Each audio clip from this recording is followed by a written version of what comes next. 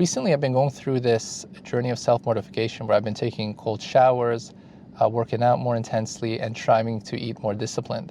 And I'll be honest with you, there are positive outcomes of self-mortification that can gain glory for ourselves. Of course, depending on the type of self-mortification, we can start looking better, we can start to gain more muscle as men, and we can start to gain more respect because of the challenges that we overcome. Because often when we take part in these self-mortification activities, not many people are doing them, so we can feel good about ourselves that we're standing out and overcoming challenges.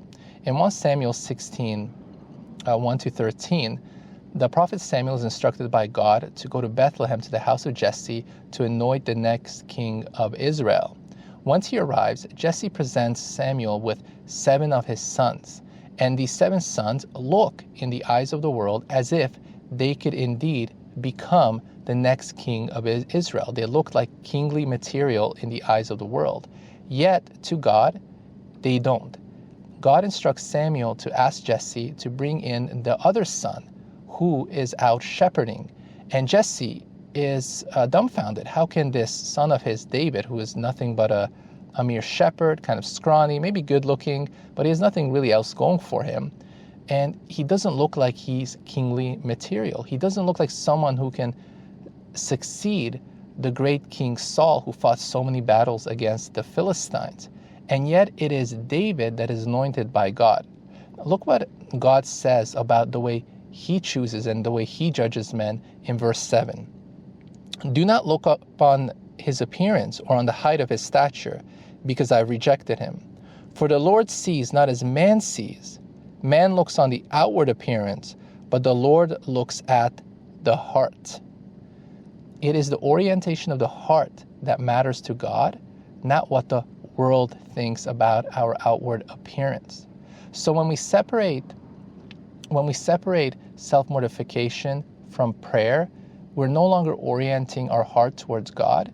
We are orienting ourselves towards the approval of the world. And as men, we are looking for the approval of God first and foremost before the approval of the world. Fast forward to Mark 2, verse 23-28. We see something similar play out. It is the Sabbath, and Jesus and his apostles are picking grain on the Sabbath, which at the time was seen as unlawful work. And for this, the Pharisees scold them. And this is very interesting because the Pharisees, who are supposed to be representatives of God and building God's kingdom on earth, they're actually doing quite the opposite. They are striving to gain the glory of the world for themselves, while Jesus and his apostles are bringing glory to God through their actions. They're striving to do two completely different things. So in Jesus and in King David, we see 2 men whose hearts are oriented first and foremost towards God. So when we are self-mortifying, we have to tie these in with prayer, or we are going to lose sight of why we're doing it. As men, our first and main goal is to bring glory to God through our lives, not gain the respect of the world.